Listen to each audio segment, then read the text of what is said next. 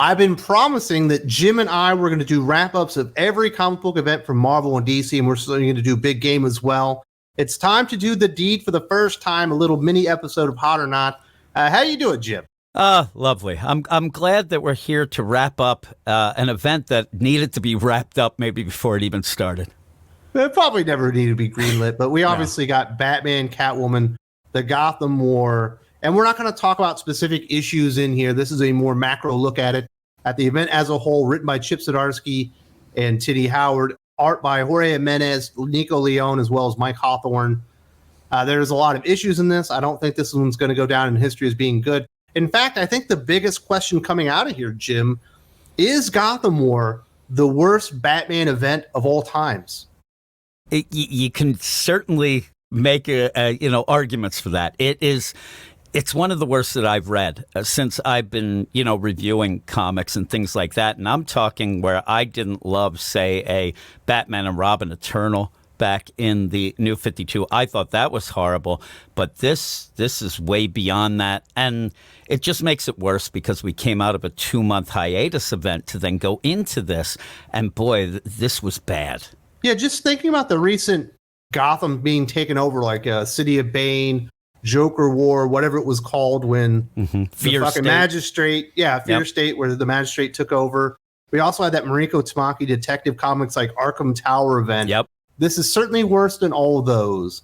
Oh, and I think it's kind of on par with some of the Dark Knight Returns sequel stuff of late, if you want to consider those events. You know what I mean? Yeah, I agree. And as you have gone through the amount of times that Batman has lost the city, like you said, that seems to be the central theme. Everything is watered down. And to this point, it doesn't even feel like the writers even understand the characters. Like, that's how bad it has gone down the line. And it was just horrible. We're going to have to look at it maybe in 24 months to get a real appreciation because, you got to have a little bit of time on this stuff. But I think it's going to be in the running for like worst Batman story of all times, worst Batman event of all times. And I think potentially maybe even worst DC Comics event of all times. I think it's really that bad. And it fails essentially on every level other than the Jorge Jimenez art. Yeah, that was really good. And I did see a tweet that made me giggle that somebody actually said that this Gotham War makes them pine for the good old days of Heroes in Crisis. That is bad. That is like the worst damning thing I've ever seen somebody write because it was really that bad.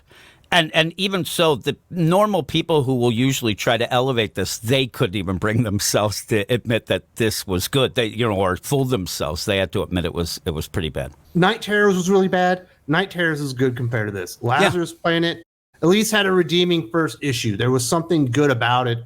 There's nothing really good about Gotham War, just on a whole. And when we start breaking down into some of the reasons why this failed, I think the ultimate failing really is, or one of the real big ones is, who is Batman in Gotham War? You have this one version from Chip Zdarsky where Batman is being overcome by Zur-En-Arrh and going over the line. And I think we're supposed to see him going more and more crazy and over the line. Really, the only time I felt that way really is what he did with Red Hood, with Jason Todd, reprogramming his mind. But all the other stuff kind of made sense since his entire family turned on him, which we'll get to here in a second. But then you have the Tini Howard version of Batman, who's completely broken because Catwoman left him at the altar, and he's crying on rooftops and burying his head in her chest, acting like it's his mommy wife again, saying that he never would want to fight her ever. He could never see them being enemies.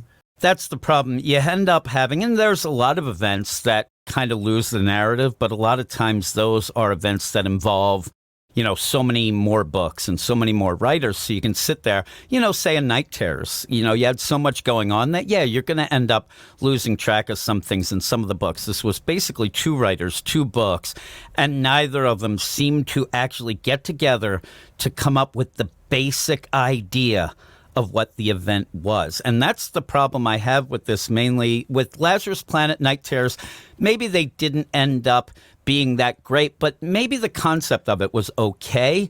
this concept and the idea that they didn't get together seemingly is that's what makes it fail, because each issue, you didn't even know what Batman you were going to get. Like you said, you're going to get the sad sack, sad Batman because he doesn't have a girlfriend, or Zoran R. Batman. And those are two really big differences there. And it's kind of a shame overall. With the Chip Zdarsky stuff, we're supposed to see Batman going over the line because he's, being overtaken by Zoran R. and doing stuff that's more and more outlandish. But literally in the story, if we're going to take it at face value, all of his family has abandoned him, and they're working with Catwoman. So he's fighting not only Catwoman, all the henchmen that she's procured from the other villains in Gotham, but also his family there. And I never really saw him do anything that was out of line. It's not like he went out there and started murdering people. And if he really wanted to get that over and get that across, I think you had to have a couple of moments of Batman really overstepping the line and maybe trying to hide some of the stuff that'll come out later. Like, oh my goodness, I can't believe he actually did that. But the only thing really is Jason Todd. And even that, which I think is wrong to reprogram somebody's mind, is kind of justified. Yeah, and it seemed forced. And I think that the problem, Chip Zdarsky had this Zoran R. type story. He had that going on leading into the Gotham War. Tini Howard had pretty much nothing going on. You had Catwoman in jail. I always bring it up. She had a cat delivering ramen. So there was nothing really, and I think the whole event was going to try to elevate the Catwoman book, get people involved. But when they got involved, they realized how bad it was. The problem I had mainly is that the Zoran R part of the story is more of a non-event story. To me, it's something that needed to have a build-up. It needed to show Batman and Batman of the mind, see how it is affecting him. But when you throw that into event, you kind of have to get big, quick, and do these things, and it got lost in the translation. Like you said, when you set up Zoran R, he should be doing things that we say, oh my God, Batman wouldn't do that. But when you frame it against an event where Catwoman has completely lost her mind, taken over the city, Batman's reacting to that. So how can you sit there and say, oh, it's Zoran R, because Batman would react to that anyway? And then you throw in this nonsense with Jason Todd that I thought was forced. I still don't quite get the actual concept of it. I said it was like the reverse Crank from the movie Crank. The idea, if Jason has adrenaline going, oh my God, he's going to break down. It never really was played out. To me, that was when they realized, yeah, we got to show Batman doing something to get people mad about. So they threw that in, and it just didn't play out. And I think that it really, instead of elevating Tini, it really did kind of ruin Chip Zdarsky's story that people weren't even that into anyway. But again, I keep saying, I'm going to say it's a shame that this ever happened, because it just didn't play out right. The having multiple different facets of Batman playing out in the same story that didn't really make sense in every issue, kind of changing who he was a big detriment. But really the concept behind the whole story, with the Bat family siding with criminals over Batman, actually deciding to provide like protection for Catwoman and her army, because she's taken criminals away from all the other bad criminals and taught them to be better criminals.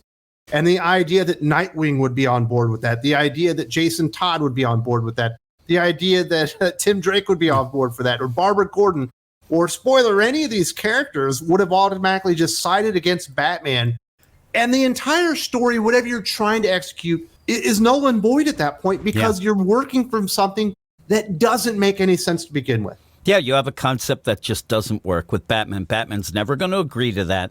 So why do you force that issue and then get people like Nightwing and Tim Drake? And they're not going to go with that either. Just the idea that somehow Tini Howard, Chip Zdarsky thought of this as being a cool story about rehabilitating criminals. Just imagine if we had this where, oh man, I just committed a crime, and what they're going to do to rehabilitate is teach me to be better so I don't get caught, or what? To only perform crime on rich people, because then it's acceptable?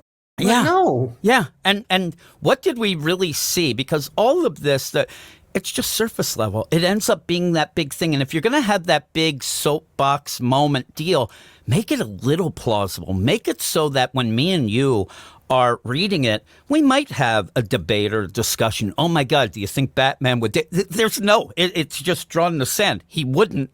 And that makes a bad event. So you're setting up. And even then, that gets pushed aside because that's the problem with this event. It almost felt like they were throwing spaghetti at the wall and nothing stuck, and they just kept adding things to it that made it worse. They didn't even develop the lame concept that they started with.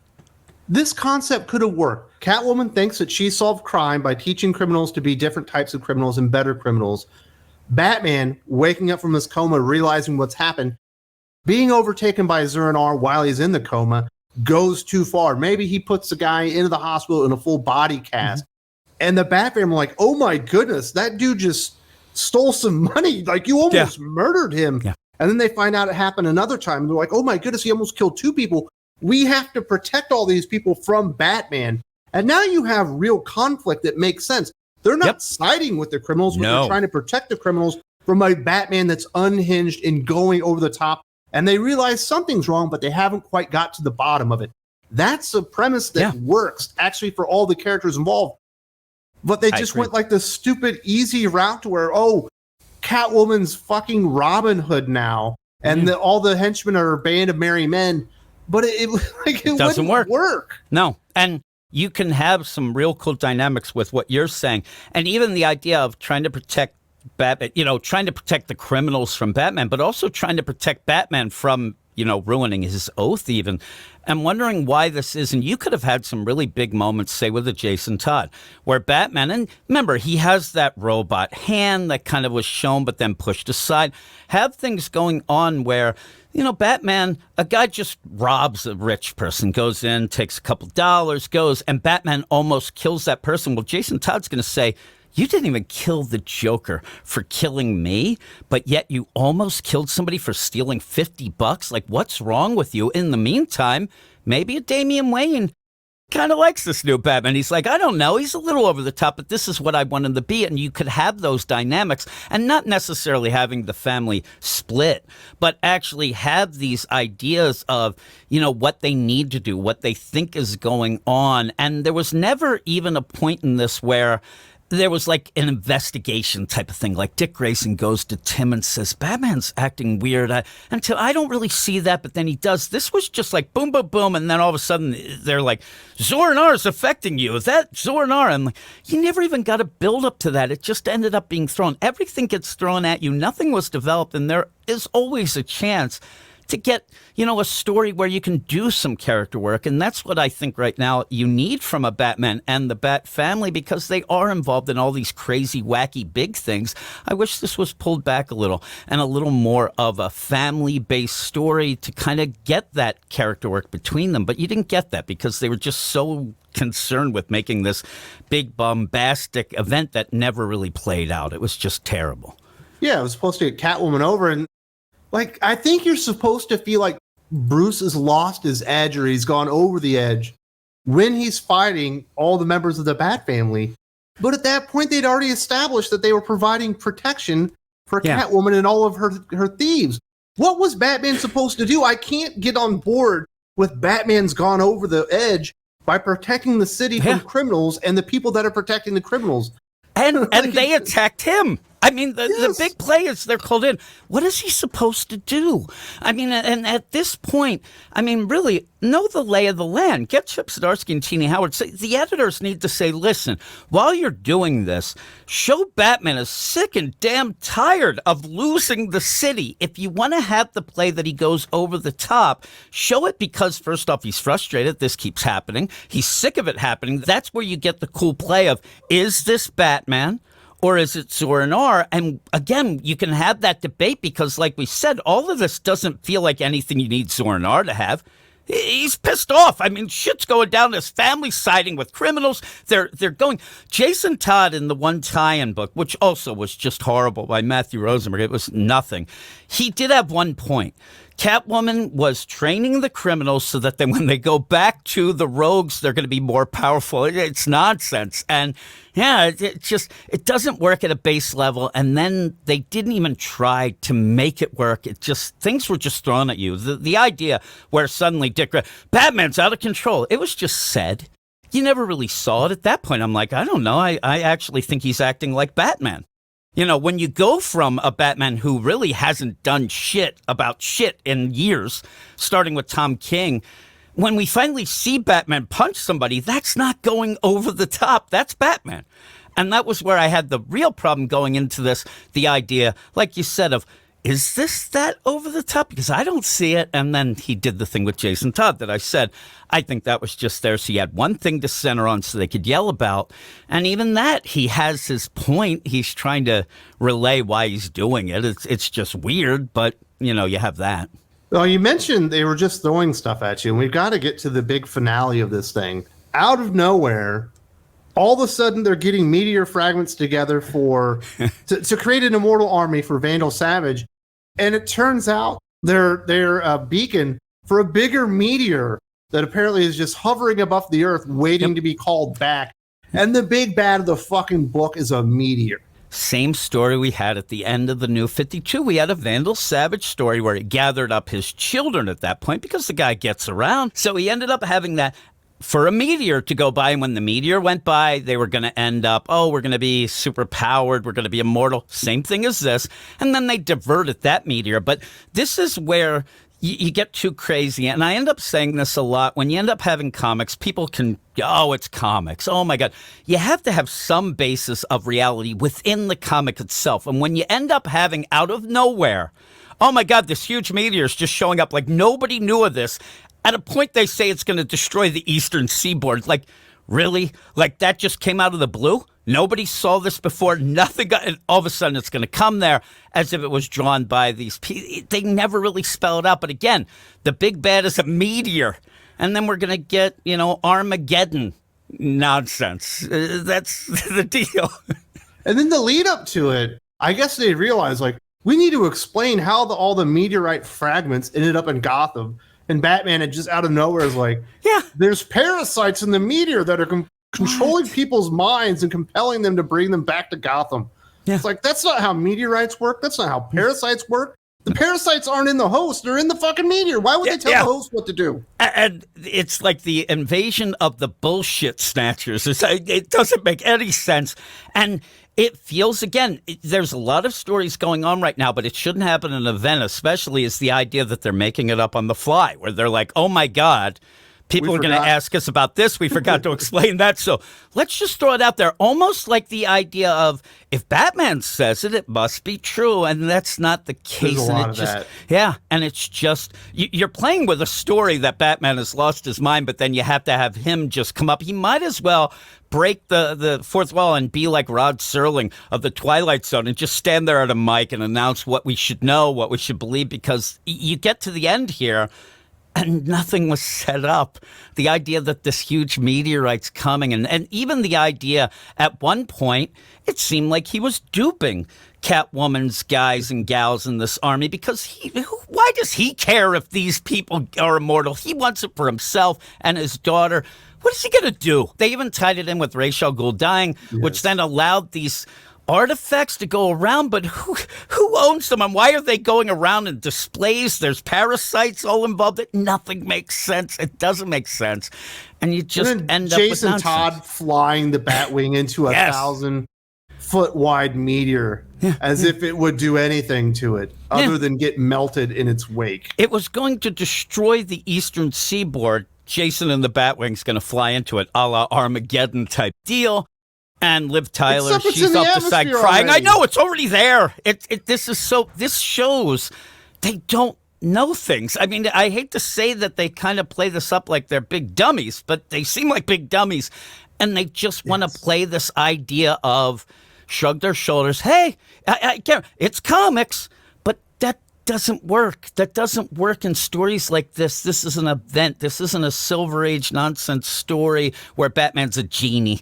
This is a big thing, and you throw in big, but yet explain nothing, so it gets small, and ridiculous. When Jason flies into that, I started giggling. I like Jason. I actually predicted he might die, but when he goes into that, he should have. I know, and that would have been at least some a catalyst, something. Like, he forced his way through the idea of the adrenaline. He ends up doing that, and really, it makes sense to me, because then Yeah, scandal, collect his body, put him in the Lazarus pit, he comes back again, and he doesn't have that mumbo-jumbo in his head from Batman. That would make sense. But, again, he flies this in like we're supposed to all cheer and say he's great. Even in the story, you get such great things, especially this finale of Tim Drake just saying out of the blue, I'm the second best Robin. I'm like, really? Like, that's what you're going with? Because that's loser talk to me. You're the first loser, not the second best. It's just nuts. It doesn't seem like Tini Howard especially even knows these characters. You end up just getting just bullshit. Now, the last big takeaway for me, and it's more of a question, almost like the opening question, is can Chip Zdarsky recover from Gotham War? It started out pretty good on his Batman run with the failsafe arc until he decided to surf a rocket body from the moon and then somehow land at the Fortress of Solid. I don't want to get into that. Yeah. It was good up to that point, and then it's meandered and been kind of bullshit since then.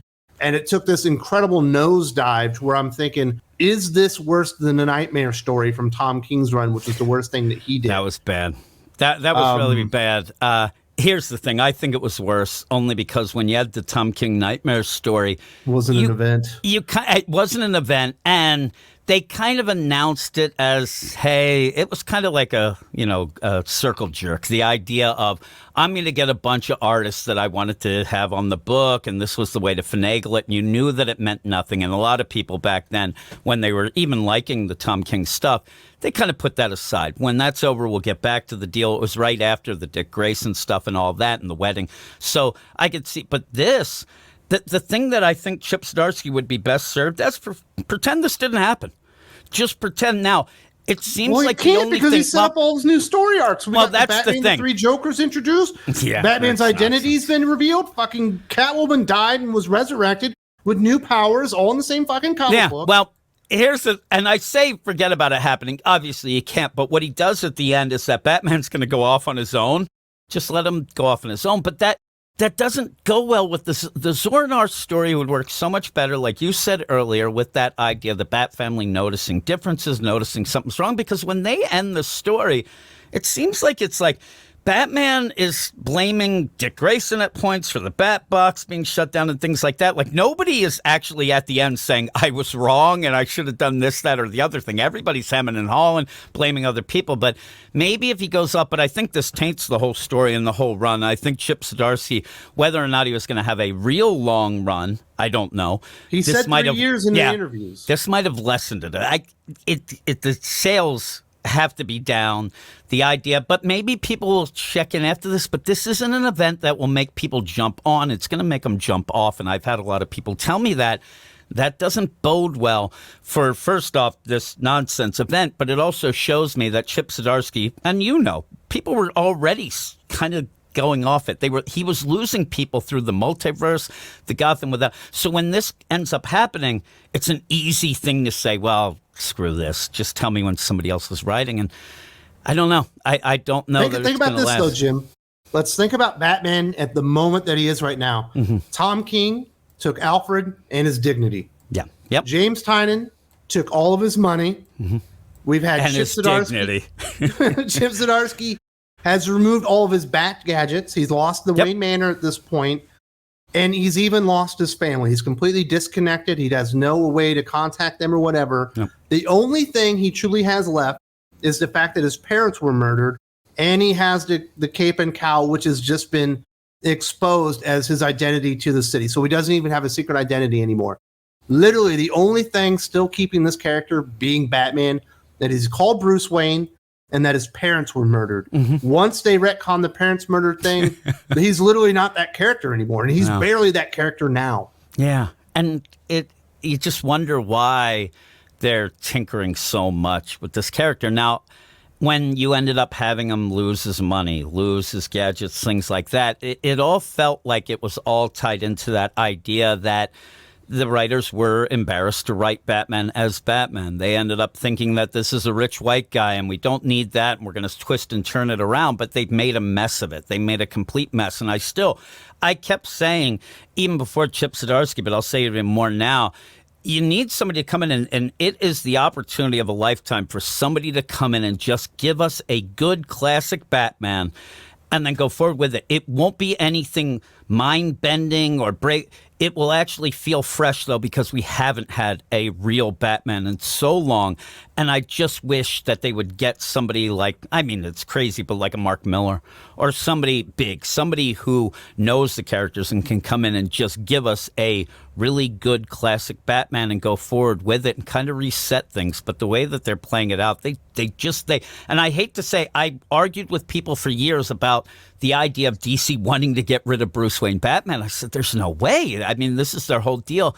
I don't know what they're thinking. They seem like they want to get rid of, at least if they don't get rid of Bruce Wayne Batman, let's not make him be really Bruce Wayne Batman. And just don't get it. I don't get it. The character's great, and they want to just neuter him and nerf him and all those terms to just make him nothing, and I don't understand it. Needless to say, Jim and I are not big fans of Batman, Catwoman, Gotham War, and this is just the very beginning of a conversation that we're going to have today, which we have every single Thursday exclusive on Patreon, the Hot or Not Show, where Jim and I run down all the best and worst comic books from Marvel, DC, and the indie scene. We tell you all the stuff we like, the stuff we don't like, the stuff that's kind of in the middle, and we tell you exactly why those things are happening. We even have a little bit of fun at the end, but we talk about what it's like being a dad. Jim's kids are older, my kids are really young, and we have some, we call it Dad Corner. We talk about all the stuff the kids have been up to for the week.